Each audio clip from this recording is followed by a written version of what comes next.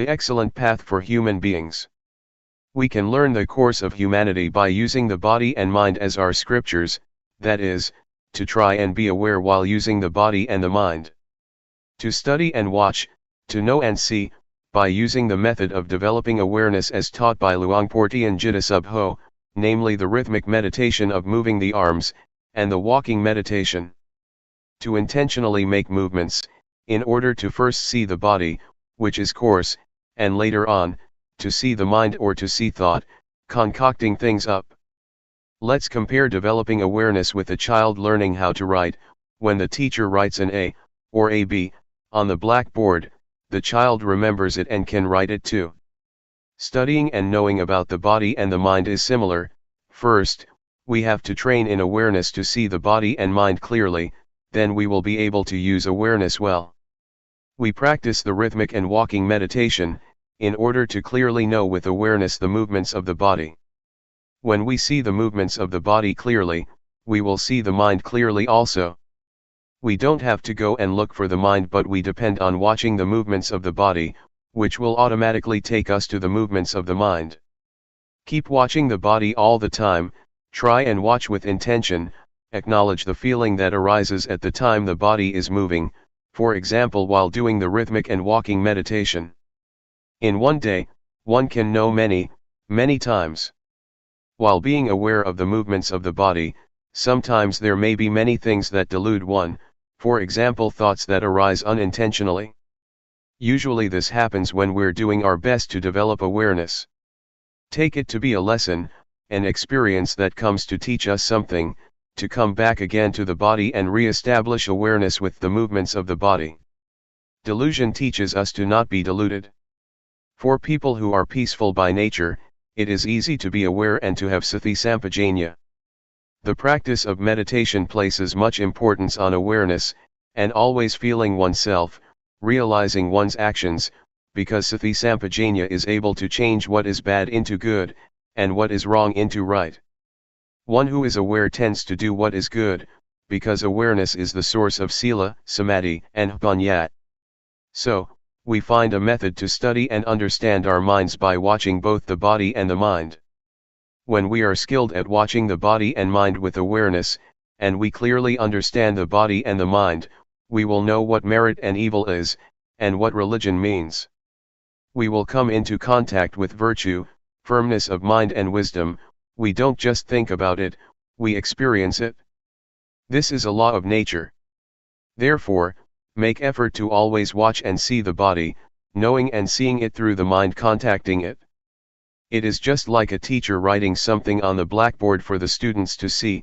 First we have to make an effort to watch. Determine to watch until you won't forget. Before, the A and the B were on the blackboard, but now, we contact the A and the B in our minds because we paid attention. Watching the body and mind with sati compares with a computer that records information.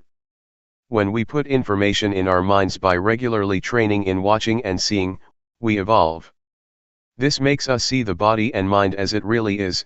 Understanding and knowledge about our bodies and minds will arise until the course of humanity is finished. This is called realization.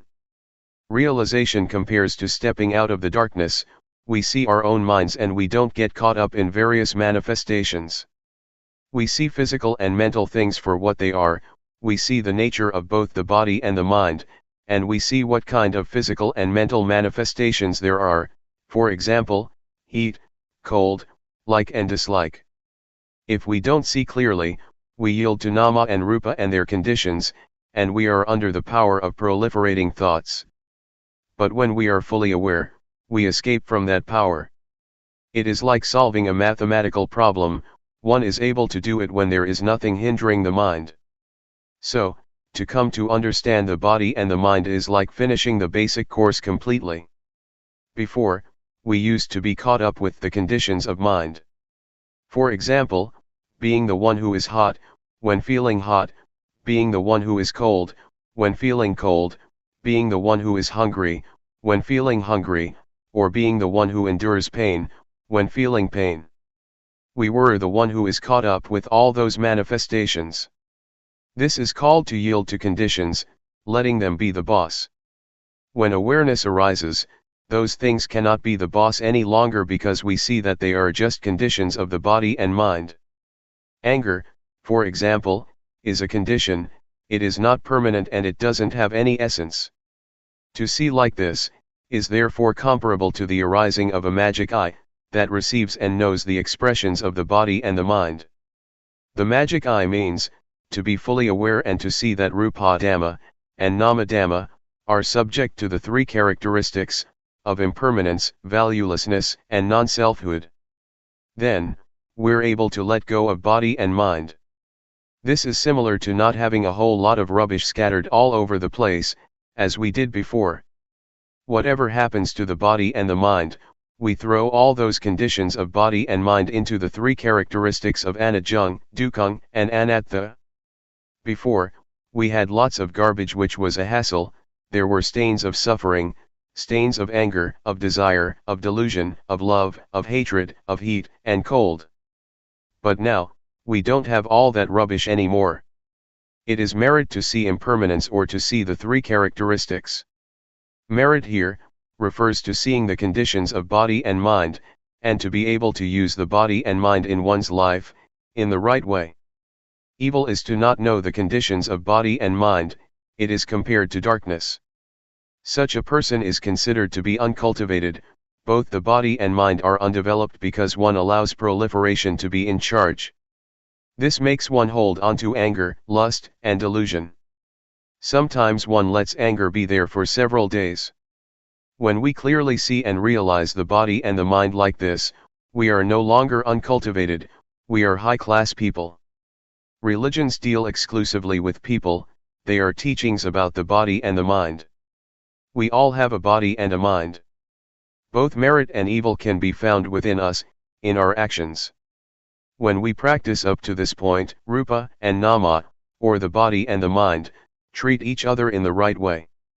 Before, the body and the mind were oppressing each other all the time, for example when hot or cold feelings would arise in the body, the mind would suffer, or when anger would arise in the mind, the body would be uncomfortable.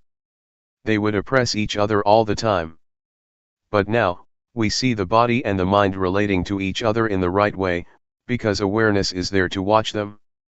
When we know this much, we have a foundation in practice and we make continuous progress.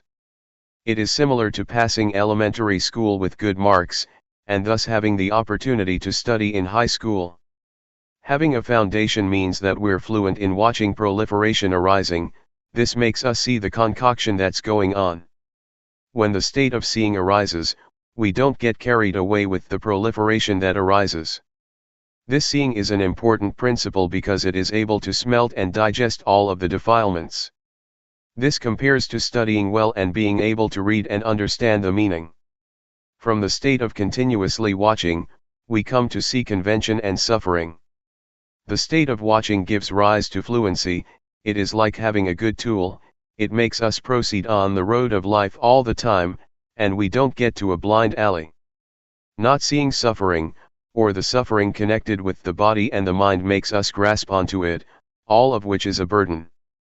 When we see clearly, some types of suffering drop off immediately because we see the world as being full of convention, some of it are material things, others are mental.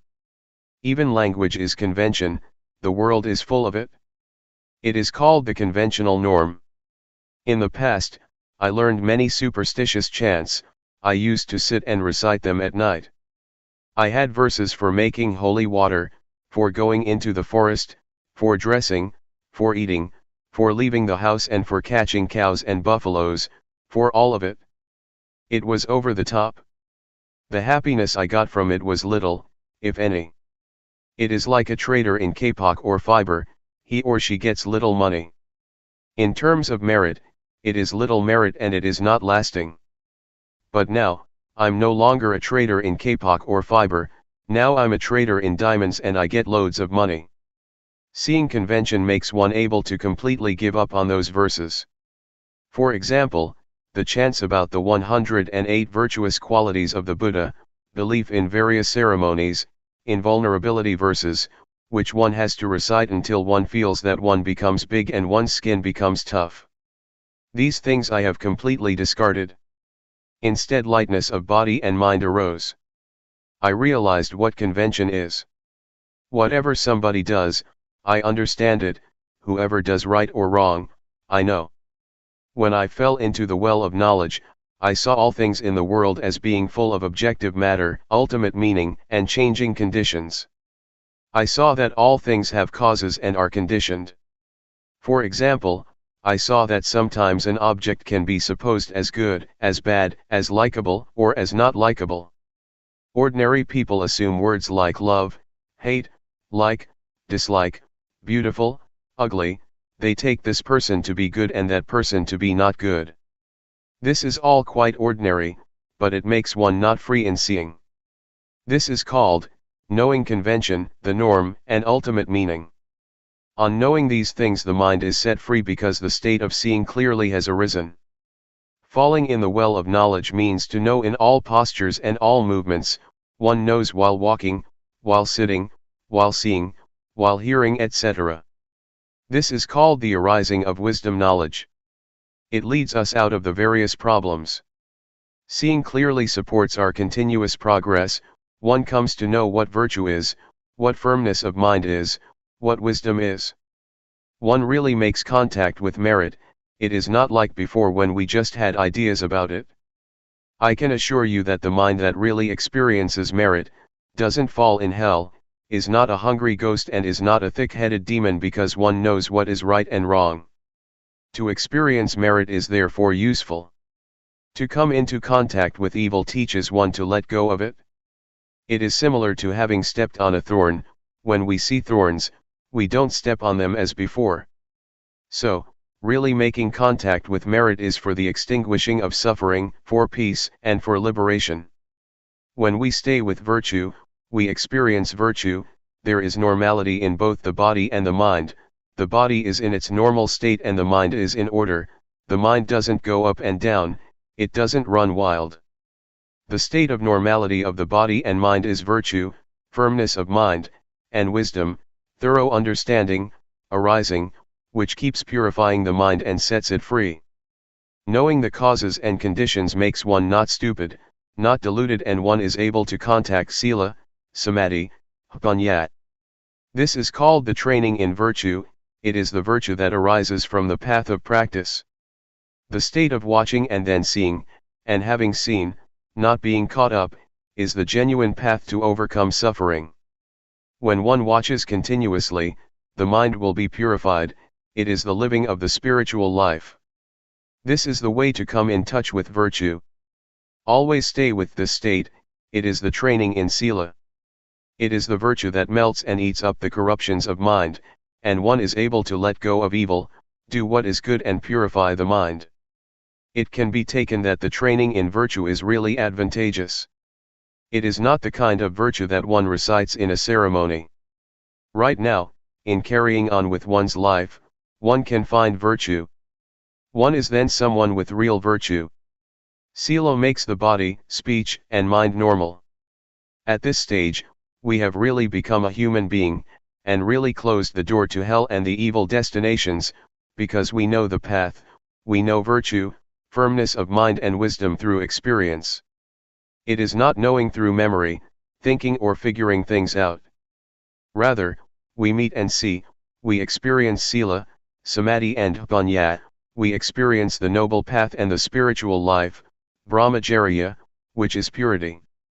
Before, it was as if there was more than one person inside, one person was the watcher, one person was the thinker, and the one who made movements was still another person.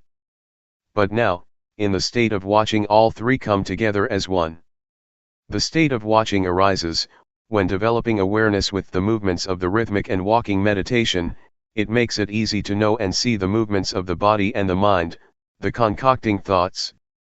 In the past, proliferation would control us completely, and that would give rise to sleepiness, restlessness, doubts, etc. But with awareness, we are able to conquer proliferation, and those mind states no longer exist anymore. This compares to traveling on a highway. When we pass this town and that village, where do we get to and what is it like beyond there? Well, nobody has to tell us, we know, see, and experience that for ourselves, naturally. Next, one comes to know, see, and experience what angels are.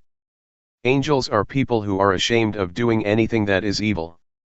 They don't dare to think evil thoughts, speak evil words, or do evil things. Before, I used to understand that angels were up in the clouds. I thought that there was a heaven up there. It's all right to believe that, but those angels cannot help us. The kind of angels that arise within us refer to having a sense of shame of wrongdoing. One doesn't dare to think, speak, or act in evil ways. One doesn't even dare to think. This is what angels are. Angels are within us, so we don't have to bow to them, we don't have to pray to them. I had never thought like this or known like this, and so I would like people to study and come to know it, to practice with it. One day, as I was doing walking meditation, I thought to myself, this person probably doesn't know, that person probably doesn't know. I thought about my parents, my relatives. I wanted them to do walking meditation, I wanted them to sit down and build up awareness. I thought with loving kindness and compassion, I wanted to help them. Walking on the excellent path makes us go beyond being a man or a woman, being a hungry ghost, a demon, or a devil. One becomes a human being, one who has a superior mind. Someone with virtue, who lives one's life according to the noble path. One abandons what is evil and does what is wholesome. One's mind is like that of the gods. One knows merit and evil, and one genuinely understands Buddhism. This is what the excellent path leads us to see and understand. Religion exists in people's very hearts if those people refrain from evil, perform only good actions, and their virtue is pure. But if one still thinks in evil ways, it can be taken that one hasn't reached Buddhism, even when one recites the words Buddhang, Dhammang, Sanghang, Saranang Gacchami, I take refuge in the Buddha, Dhamma, and Sangha. Religions teach people not to have suffering, religions teach people to do good. If one is still suffering, one is not reckoned as one who has reached the religion. One's life might become blemished, it might go downhill. When we arrive at religion, we relinquish evil and do only what is right. This compares to someone who does certain things, until he or she makes a living with it and is stable in it. He or she is able to depend on it, in order to live his or her life. This is how we experience things. The state of watching and then seeing, and when seeing, not being caught up, is the most concise action. It is like the Dhamma is really in our fist, we don't have to do a lot. Before, I was in a mess, I clung to ceremonies, clung to others and believed in rituals. I was even afraid of my own thoughts, because with thoughts come doubt, fear, love, and hate. But when full awareness arose, I wasn't like that anymore because I determined to only just watch. It was as if my life came down to just doing that much. Studying and practicing until one reaches the state of watching and seeing, and not getting caught up, is the point of completeness, the point where all things come together. It is the diamond of the Dhamma, because one is able to smelt the fetters, 10 deep-rooted and subconscious tendencies in the mind. Seeing Rupa and Nama, seeing suffering, seeing convention and seeing the mind proliferating, gradually diminishes the ego. The mind gradually turns into one of a human being, which means that there is morality as a refuge. The way to hell and the bad destinations is closed off, because one refrains from evil, only does what is good and really makes the mind pure. The door of the truth is opened, the mind is free because one can destroy the ego. One abandons the first 3 fetters, namely, personality view, doubt, and attachment to precepts and practices. At this point, the mind changes and comes to see and understand. Before, it was as if the ego was hiding by the door. But now, the watcher keeps a watch over the door. As soon as the ego appears, it is discovered and the ego falls apart because it can't endure verification. It could be compared to a tree that has fruit. As soon as one shakes it a bit, some fruits will fall down. And in the same way, greed, hatred, and delusion, and those three fetters that are deeply instinctive and are conditions, that arise from the body and the mind, drop off and disappear. The mind that changes into a noble one, is the superior mind that is able to destroy the ego. When one experiences this, the ego drops off and is finished with. It is as if wholesomeness and unwholesomeness, or dirtiness and cleanliness are separated. Being a noble one is to have this kind of excellent mind. This is how the mind changes. It is not a matter of changing clothes, or changing one's words. It is not a matter of ordaining, using this or that ceremony. That is just convention, that is being a monk through convention. But when one is a noble individual, one is far removed from suffering and defilement. Suffering and defilement are the enemies of life. The ego with its attachment is an enemy of life, because wherever there is ego, it is like having stains of losing, of winning, of happiness, of suffering, of getting, of losing, etc. When one can relinquish the ego, it is like having a dilapidated car that gets fixed up, and restored to its normal condition. The body and the mind are the same. The path of Dhamma takes us to this point. It is the excellent path, it is number one, it is the superb path of life. When reaching this point, one experiences what it is to be a noble one. The mind that makes this shift, is a diamond of Dhamma, it is the doorway to truth. As we chant in the evenings, the Sangha that is born from the good Dhamma, is endowed with such virtuous qualities as practicing well. Being born from the good Dhamma, is right here, the noble Sangha is born right here, it is born from developing awareness, until one reaches the very state of watching and seeing, and on seeing not being caught up. This state of watching is the path, it is the spiritual life. If one compares it with a road, it is a smooth highway. Lust, irritation, conceit, and attachment to views and opinions, that one used to have and was caught up in, dry up. Comparable to fruits that are, all shriveled up, still in the tree. Purity arises, it is high sila, high samadhi and high panyat. It is the aggregate of virtue, firmness of mind and wisdom, and they get better all the time. The body doesn't do anything bad, speech doesn't say anything bad, and the mind doesn't think anything bad. One is separated from evil and one gets further and further removed from enemies. Suppose, before, we were driving very slowly along a bumpy road full of holes. As soon as we get to the smooth highway, we can drive at ease and we don't get stuck, we can keep going. One becomes skilled at being in the state of watching, seeing because of watching, and on seeing not being drawn in, it becomes more and more an art. Whatever one does, if one is an artist, one can do it excellently. For example, a painter who uses just a single pen or a single brush. He or she is able to fluently produce an image of a mountain. It is a magical thing that improves continuously. I try to bring up comparisons through using convention, because the truth is sometimes hard to put into words. When the state arises where there is supreme virtue, firmness of mind and wisdom, the supreme spiritual life and supreme purity, one abandons the various things that used to intervene, both in the body and the mind, it changes altogether. Whatever passes, whatever one experiences, one really knows and sees it for oneself. It is like when we finish something, we know that it is finished. One reflects on the Dhamma that one knows and sees and liberated one. How did it arise? There is more and more a sense of separation and reflection, happiness and joy arise.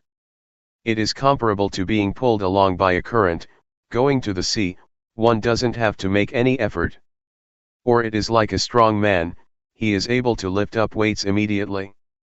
It is the same with the paths and fruits of practice, from the first stage of enlightenment upwards. It is smooth and refined. This can destroy the ego, and the defilements starve. At this stage, no perception arises and there is no deluded identification. It feels like it's hard to think and get carried away. To go back and think in ways that make one be something or other, makes one's hair stand on end. Anyway, neither the mind nor the body would be caught up in it. The corruptions of mind shrink back. One can no longer think like that. Old perceptions have disappeared. It is as if one is born anew. Having arrived at this point, it seems as if the ego is gone. There is nobody left. The self has been burned up by knowledge. It is like shriveling up. It is the ending of all perception. The mind is free. It is as if a state arises that is parted and disconnected. It looks vague and indistinct. The five aggregates that one used to cling to, that were the germ, now don't get anything to eat and so they starved and a separation takes place. Before, form, feeling, perception, volition and consciousness would work together, but they would each have their own function. Now, they dried up, everything shriveled up, as if they had become loose and come apart. Sometimes I would still be deluded enough to connect them, but they wouldn't hold together. Even when connected, there were only just processes. All speech and all thoughts were purely just processes only. It was the end of proliferation in life, the finish of craving and attachment. When reaching this state, one knows that the paths, the fruits of practice and nibbana, really do exist. One knows that non-birth, non-aging, non-sickness, and non-death, really do exist. Luangpor Teean knew this matter, right at this point. The Buddha, the Dhamma, the Noble Sangha, the paths, the fruits, and nibbana, really exist. We are really able to be liberated in this lifetime. Teaching people to know this matter, can be taken to be the greatest thing in the life of human beings. It is better to teach people to reach this final goal than to teach generosity, because this leads to the end of suffering, the end of being. This is the most excellent thing. If this state arises, then help to support this teaching. If there is nobody to talk about it, there won't be anybody to listen to it, and the Dhamma will completely disappear. I consider talking about the truth to be my profession. When one takes the truth as one's profession, one has to talk. If nobody shows people how to practice, it will be the end of the truth. If you are interested to study and practice, I will arrange food and a convenient enough place, a hut or a meditation hall for you to use, so you can try out training yourself. Before, I used to live out in the country, far from civilization. When many people would come to practice, there would be a problem. Sometimes there would be a deficiency of things, which would make it inconvenient for the practitioners. But at present, I have a place, and if you're interested, I will look after things. I will be your friend as far as I can. We will share happiness and suffering. Don't suffer by yourself. I'm sure that I won't lead you along the wrong path, because I have discovered the path to some extent. When seeing suffering, one discovers suffering. When seeing something that is wrong, one overcomes what is wrong, and when one discovers the path, one can reach the final destination. No matter whether you are ordained as a monk or not, I have a place prepared for you. If you have suffering, don't do anything else. I really have found the way out. It is the number one way. Reflect on this, but you shouldn't just use reasoning. You shouldn't create conflicts or just have blind faith. Don't be averse to anything. These words are just words. Once they have been received, they might disappear, but if you're interested, try out to practice. If you read these words and immediately confidence arises, it is not right. First, practice. If, having practiced, results arise, then be confident. If, having practiced, there are no results, then find another method. Meditation is something that has to be tried out through practice. When one experiences it by oneself, one's actions will sort things out. or destine the course of one's life, by themselves. It is not a matter of figuring things out or memorizing, one must put things into practice and one must experience things for oneself. Being aware is to develop the four foundations of awareness. Anybody who turns up the hand or makes other movements, and is aware of it, is practicing in the right way, because awareness is the sprout of enlightenment, that is, it makes wisdom spring up. One must start up from this point of making use of movements. It really is the birthplace of the four foundations of awareness. This really is the excellent path. It is called, Agamagko Visuddhya, the excellent path for purification. Buddha arises from building up a lot of awareness. One has to do that oneself and practice oneself. The method of developing awareness, as Luangpor Teean teaches, is really up to date. The more diligent one is in building up awareness, the more one knows, sees, and understands one's life. Awareness is with us all, as long as we have a body and a mind. To have awareness is the treasure of a human being. It is the same for all of us, without exception. No matter what country you live in, what nationality you may have, or what language you may speak. Be aware, just raising the arm, feeling it, is already good enough. Guidance to train oneself. We must use our lives to train ourselves diligently. We must take ourselves to the ultimate and final goal. This is called an excellent life. If we don't train ourselves, it is easy to get involved in things. For example, if there is suffering, we suffer until we die. So we have to train diligently in order to overcome doubt, worry, sadness, anger, desire, delusion, etc.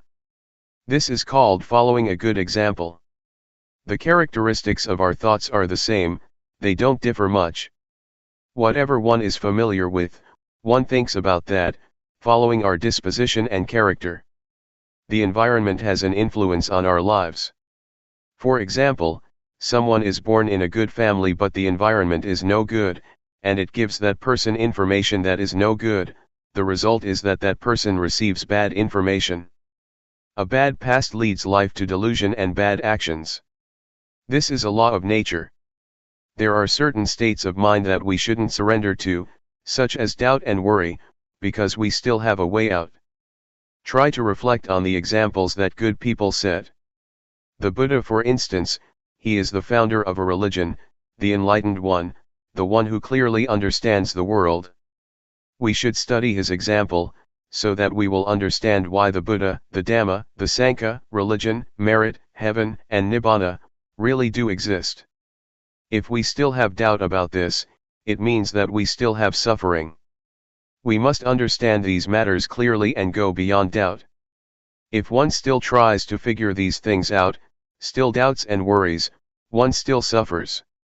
These things should be understood clearly and doubt should be done with, because there are teachers that can teach us how to know and see these things. In the past, I heard that Luangpor Teean Jidasubho was a teacher who taught how to clearly understand merit and evil, heaven and hell, and the paths and fruits of practice. Since I had doubts about practice, I went to study with him. When I first set out to practice, I still held on to views and opinions, and didn't accept certain things that Luangpor taught. I would use reasoning to contradict his teachings, and consequently like and dislike would arise. These things are hindrances that prevent knowledge and understanding from arising in practice. Therefore, when a teacher gives advice, one should first study and try it out through practice. Luangpor Teean taught me to develop awareness, which I had never come across or seen before. He taught me to have sati, and to be diligent in building up lots of awareness. Awareness, as I had learned it as a child, and at the time that I was studying the Dhamma, meant to recollect. I had trained in awareness with other methods, for example the kind of meditation where one sits with eyes closed and recites a mantra, in order to make the mind peaceful. I used to do it that way. Everybody seemed to be teaching like that, to sit with the back so straight that one starts to sweat and one gets backaches. Some people are very serious and force themselves. That's the way that I used to do it. I trained in this until the mind became peaceful, and happiness arose which was pleasant. When I trained with Luangpor Teean, he taught me to be aware and not to go for peacefulness. He taught not to control thoughts but to just know indifferently, which was certainly a strange way of teaching. Before I could catch the awareness in practicing, there were definitely many things that snared me. Sometimes, I fell back to my old practices, and as soon as I would raise my arms to do the rhythmic meditation, I would go back to being peaceful and stay with happiness, because that was more convenient than diligently knowing. An old man of over 70 practiced together with us. He advised me not to just sit there being peaceful, because that is not useful at all, but rather, to be diligent in building up the quality of knowing, to be aware while making movements. He kept guiding and looking after me. In the end I asked myself, what's the point of being fooled by thoughts? That's just an old habit. Let's train and be diligent in building up the quality of knowing. One has to control oneself by determining that, if I get lost in proliferating thoughts, I will try to be aware by making use of objects to know, such as movements of the hands. As soon as one turns up the hand, one really feels it, one really sees it by oneself. Whenever the hands move, one is aware.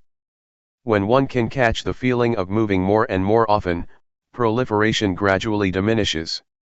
In this way, I got a foundation and really saw results.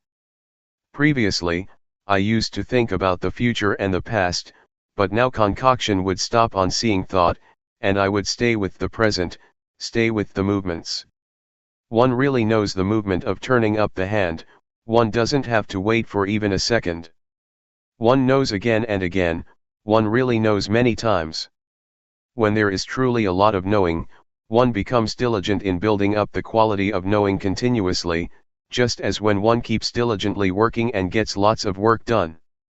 So, if one really catches the quality of knowing, and one is really diligent in building it up, one gets plenty of knowing. It is useful to have lots of knowing, because whenever one gets lost in thoughts, going all the way into the past or the future, the quality of knowing pulls one back, so that one doesn't easily flow with thought. Whenever one is swept away with proliferating thoughts, one immediately comes back, one is really able to come back. We're able to train and give rise to the quality of knowing in the various postures, for example, while doing walking meditation, or making movements with the arms. Whatever you take hold of, know it. The breathing, know it. Just have only this quality of knowing, and you will have a foundation. Before, I used to stay with the breathing. I would recite a mantra and seek peace, I would force myself to be peaceful. It is useful to practice like that because one gets peaceful and understands what peace is. But when I reached the state of knowing, I understood that the state of being aware and awake is something different from peace altogether. Awareness gives rise to knowing, one doesn't stay with peace. When we blink our eyes, we can know. When we swallow saliva, we can know.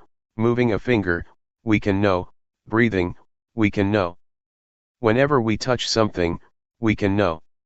These are examples. Therefore, creating this quality of knowing is a kind of art. It can be created in all postures and movements. All it takes is that one puts forth effort to know what's happening within one's body. It is comparable to having a set of tools that one uses to build up lots and lots of knowing. If one does it in the right way, diligence arises. There is an old saying that says that it is as easy as rolling a boulder downhill. But if one doesn't do it in the right way, it is as hard as rolling a boulder uphill. When one does it right, one gets a foundation and one becomes diligent to practice and build up awareness, without anybody having to tell one tells oneself and creates plenty of knowing. One becomes diligent to know in using one's daily life, always trying to find ways to be aware. Even though at times people or friends cause us to get lost, we make effort to avoid that. We are careful to take the chance, to know for ourselves the things that arouse knowing, nobody has to tell us.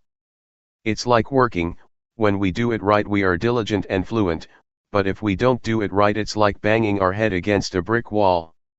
We know and see for ourselves what delusion is like and what knowing is like. We know and see what the advantages and disadvantages of knowing and delusion are. And so, we prevent and deal with things automatically. One has the answers oneself and doesn't have to ask anybody. If there is a lot of knowing and one knows for long periods of time, one will see the conditions of the body, because the quality of knowing is the one who watches the movements. However, this doesn't mean that one will see this immediately, because sometimes, as the body is moving, instead of just seeing the body, there are things that make us get lost, for example, feelings that arise due to unintentional thoughts, or various moods, either coming from the body or the mind.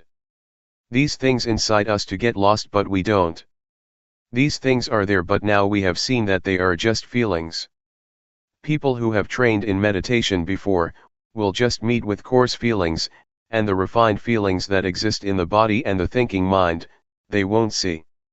If we build up the quality of knowing until it is the boss, it will be able to distinguish delusion from knowing, even though delusion, proliferation, was in charge before.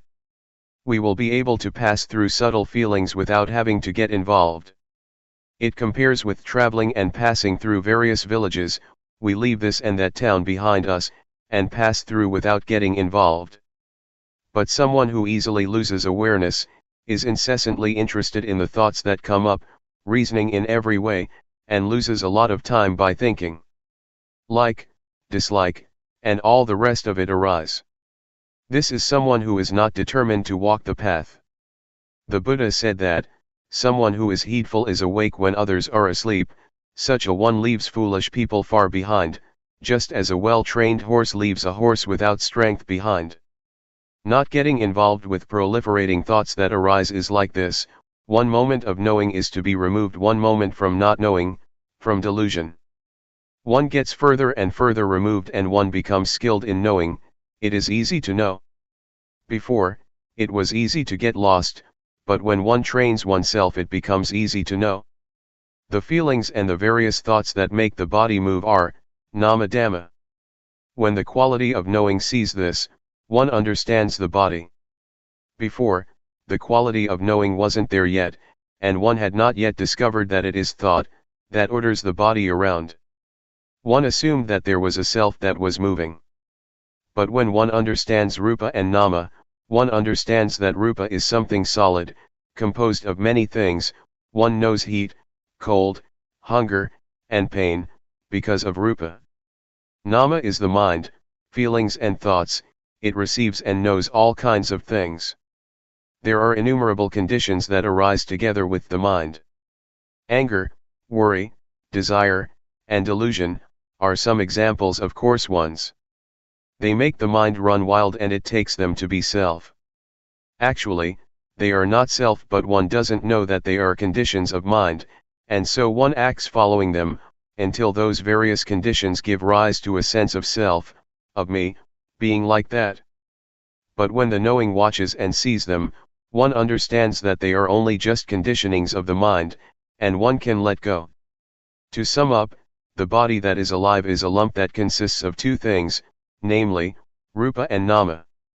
At this point one knows how to separate rupa from nama. And so one clearly realizes the relationship between rupa and nama. This may be called the arising of insight knowledge. It is a really clear realization. Reality doesn't deceive. This point can be taken as a universal standard. Teachers cannot deceive disciples, and disciples cannot deceive teachers about it. Whoever comes to this stage, no matter what nationality one has, or language one speaks, one will see like this. Having seen it, there is no more problem, no more doubt. One abandons and puts things down, right there. When we have our eyes open we can see all sorts of things. For example, we see that this is a rock, that is a tree, and that is a snake creeping over there. It's good to see. If we don't see it's dangerous, but when we see, we're safe.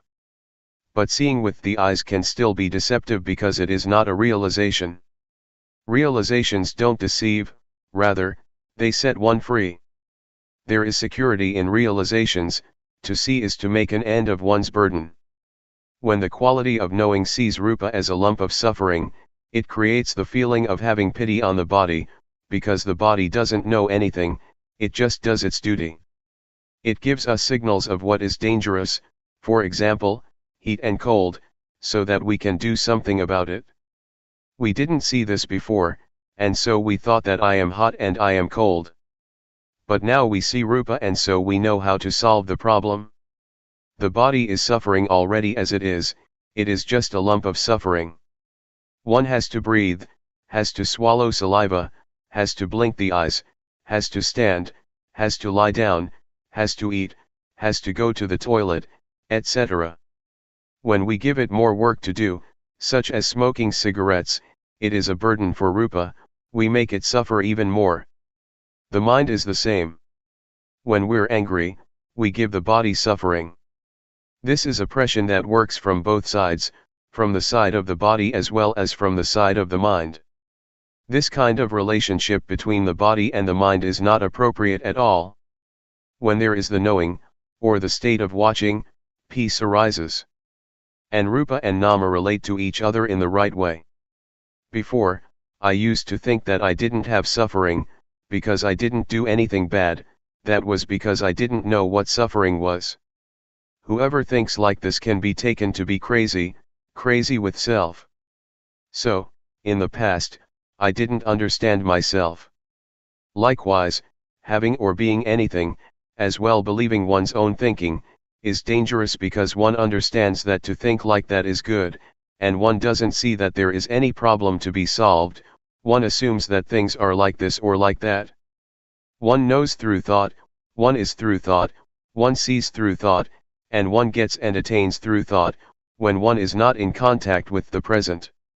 When we're faced with facts that contradict what we thought, we don't have a way out of suffering or out of our ideas, constructed in the past. If one knows the suffering of Rupa and Nama, one will understand that they are really lumps of suffering. Pain and sickness are conditions of the body, this is called the disease of the body. Anger, for example, is a condition of the mind, this is called the disease of the mind. When we don't know this, we cling to all kinds of things and create suffering in the mind, such as love, hatred, anger, desire, and delusion. When we wake up from the disease of body and mind, we see the suffering of Rupa and Nama. It is as if this quality of knowing opens the door, and we can see through. The knowing is like an eye. Before, we had our eyes closed and didn't see, there was only just getting caught up with all sorts of conditions. But now, the quality of seeing arises because there is knowing. This is called training oneself. This is the way that I have trained myself. It is really the guideline for people. It makes one see the convention of body and mind, for instance fame, possessions, money, children, husband, wife, land, etc. The world is full of physical and mental objects that are convention, inside as well as outside. One sees this penetratingly. It is as if the power of wisdom knowledge sees that these things are conventions of Rupa and Nama, diseases of Rupa and Nama, Rupa Dhamma and Nama Dhamma. Before, we didn't see these states, and so we got caught up in all kinds of conditions. Knowing convention makes one feel light. In the past, I used to go for all sorts of things, superstition, verses, chants, and I believed in rituals. On performing some of them fear would arise, others would make me bold, doubtful, happy, or sad. I ended up with nothing because it's all nothing but convention. A thing is sometimes assumed to be likable and sometimes not likable, it can change, and we go for it all. When I came to see Rupa Nama and convention, I felt light. It is not like ordinary seeing, but when one sees, suffering disappears. The gross kind of suffering, such as suffering that comes from foolishness, delusion, and stupidity, really disappears. It compares to having finished one's studies, one is able to read and write, doesn't get stuck, has enough knowledge and is able to stand on one's own feet. What I'm talking about is a universal standard, it is a fixed formula, just like mathematical formulas, 2 multiplied by 5 is equal to 10, not 11. When all this knowledge arises, one knows what other people are saying, one knows the objects that one looks at, there is just knowing and joy. It is insight, because one now has the eye that sees the Dhamma. It is fun to watch, whatever one looks at, one hits it on the spot. Both material and mental phenomena, inside as well as outside. Whatever happens to the body and the mind, one knows immediately, and one leaves it behind without hesitation. Before, when something would come in contact with the mind would ripple. Now the mind doesn't ripple, rather, the object that comes into contact with the mind is set free. When I was still a layman, I went to practice Dhamma at the Budayana forest, in Loi province. I had to use a wooden platform from a nearby monastery, and I bought a plastic sheet to make a roof. Tattered monks' robes were used as walls, because in July there is plenty of rain. As I was practicing, somebody told me that I should understand Rupanama, because he saw me practicing for a long time without understanding it. Some people said that they knew, just practicing for a week, and they knew Rupanama. But I practiced for 2 whole weeks and still didn't know it. I thought to myself, I really have to see it in my mind, I'm not going to just remember others' words or figure it out with my own thinking. That's how Luangpor Teean taught, he taught to practice and see it for oneself. Next, I thought, Luangpor Teean used to say that he had made large offerings to the monastery, including building a ceremonial hall, all by himself. But I am a poor man, I didn't do all that. I probably don't have a chance to realize the Dhamma. These thoughts made me feel inferior and doubtful. Then I thought, but I've done some good things, maybe not as much as him, but I've made merit, built a monk's hut, and I am not a bad person, I don't have any stains of wickedness. I've always been virtuous because my parents are Buddhists and taught me to do what is good, and that's what I've been doing all the time. Especially when I studied superstition, I had to keep precepts, I couldn't gamble. My character was like this. Reflecting like this, made me a bit proud of my past because I was not an evil person, but why didn't I know the Dhamma? I asked Luangpor Teean, are there any practitioners who don't get any knowledge after having practiced? Luangpor Teean said, that has never happened. It seems that I am the first one, because after 2 weeks I still don't know anything, I remarked. Luangpor Teean walked up to me and grabbed my hand. I said, you have made merit and made offerings, but I have never done as much of that as you, I guess I don't have the merit to know. He answered, never mind, don't worry. Are you practicing sincerely? I said, I really am, Luangpor. Luangpor Teean said, practice here for 1 month. How much money do you get for 1 month's work? I answered, I get 1,000 baht a month. In those days I was a hired hand, making doors and windows for houses. This was building work, skilled labor, and I would get at least 1,000 baht a month. Next he said, if you practice for 1 month and you don't get any knowledge, I will give you 1,000 baht, I really promise you that. But you have to practice sincerely. From then on, I was energized in practicing. Practicing in those days, I would sometimes get lost in criticizing certain monks, thinking that they didn't have the same virtue as me, because I saw them playing and joking. Sometimes, they told me to go and look for bamboo shoots or to climb a tree and collect fruits. I asked myself, is this called practicing Dhamma? It made me think about leaving. But having reprimanded them in my mind, I no longer looked at others. Instead, I only watched and listened to Luangpor Teean. I didn't pay attention to others and create a mess and a burden for myself. So, I made a firm resolution to build up awareness, to build up sati. After practicing Dhamma for less than 20 days, I had an experience and lots of knowledge arose. When practicing in the right way, it becomes as easy as rolling a boulder downhill. But when doing it wrong, it is like rolling it uphill. Doing it in the wrong way is just a burden, there are many things that one doesn't like, and then one goes and thinks about them. One is thinking, reasoning, liking and disliking like a madman, and this makes one not attain the Dhamma. Building up the quality of knowing, or awareness, is not something one can think up, rather, one has to practice in order to know. In the past I had been an occult healer, and had verses and chants. When I built up the quality of knowing, that stuff just dropped off. I didn't do anything about it, I wasn't the slightest bit reluctant to give it up. There was no more foolishness, delusion, attachment to rituals, and playing around with witchcraft and sorcery in my mind, from that moment onwards. I used to think that I was a magician, able to heal the sick. An invulnerability chant has to be recited until one feels that one's body swells up, and becomes so big that it squeezes against the walls, or until one perceives a razor blade as a blade of grass. Then one has reached the end of the recitation. To do this well, one has to recite often.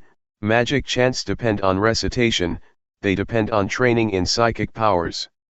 Sometimes I would chase off ghosts, I would cut off their heads with a sword, making a loud sound. I've done that for many people. When I built up the quality of knowing, I stopped doing all that stuff. One day as I was practicing, Luangpor Teean came walking over and asked how I was doing. I answered him without being afraid of anything, I know Rupanama now. Luangpor Teean said, if you get understanding from practicing in this way, then do more of it. Try to keep up with thought, watching it. This refers to unintentional or sneaky thoughts. If no thoughts occur, then watch the movements of the body. Whenever thoughts arise, be in time to watch. Luangpor taught me to work with the mind, to watch both the body and the mind with awareness, to watch and see suffering, suffering of rupa and of nama, to watch and see physical and mental phenomena, and convention of rupa and nama. When proliferation arises, one shouldn't give it priority. One should do one's duty of watching the movements of the body and the thoughts in the mind. One shouldn't give attention to thoughts that come up by themselves. Build up awareness that is in time with the thoughts arising. When one knows the thoughts in time, one doesn't incline to go with the arisen thoughts. So, it is our duty to build up awareness. When one builds up more and more awareness, in the end it suddenly meets up with thought. It is as if one opens the door and collides with thought. At the moment a thought is about to come up, we are lying in wait at the door. As soon as the thought arises, whack, we know it in time. It's like a surprise, and the thought fails to establish itself. This makes one see how wild concoction is, sneak thoughts, and it makes one see the origin of suffering. This is not like ordinary knowledge, it appears in an electrifying flash. I definitely have seen thought clearly. Before, we got carried away with thoughts, sankhara, which are the cause of suffering. We wandered here and there with thought, and we got lost in it. One is not free because of thought. To give an example, a thought arises and one becomes afraid, one starts to think about something and one proliferates defilement and craving. We didn't see this clearly before. When I came to practice with Luangpor Teean, I clearly saw how bad mental formations are.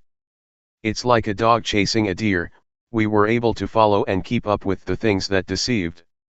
It is comparable to somebody who plays tricks, they have fun in deceiving people, but as soon as we see what they're doing, and we keep up with their tricks, we then know that it is nothing at all. They really can't deceive anyone who realizes what is going on. There are two kinds of thinking, namely, first, unintentional thinking. This is illusion, it makes one get lost, on thinking one is led along the wrong path. Second, intentional thinking, never mind about that, one deliberately thinks about something well, one makes use of thought and having finished thinking, that's the end of it. Intentional thinking is crystal clear, it makes one understand merit, demerit, and the nether realms, one experiences these things clearly. I can 100% guarantee that, by understanding like this, one closes the door to the lower realms. One can be said to be a human being. In the past I was still just a person, because I didn't see convention, I didn't see rupanama. But when I could keep up with thought, I stopped being merely a person. I had more happiness than before, I no longer played about like before, it was as if I had reached the shore, to some extent. If one compares it to a trader, I was a trader in diamonds and got heaps of money.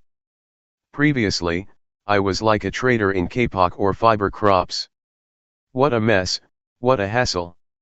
And I got only a little money, a little happiness and a little merit. I thought I would get merit from others or from doing this or that, just mind stuff. There is a shift that takes place in the mind on seeing thought.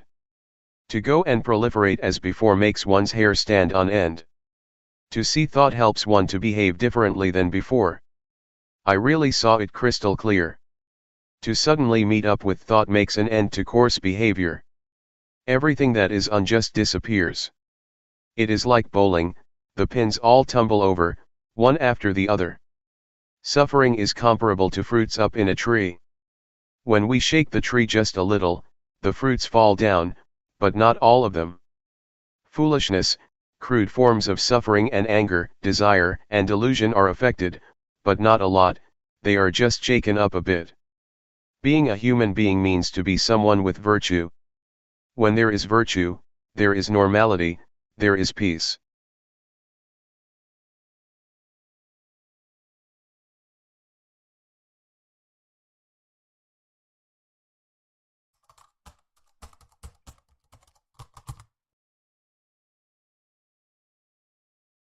May all beings be at ease, whatever living beings there may be,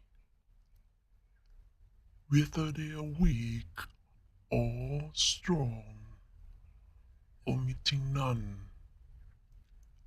the great or the mighty, medium, short or small,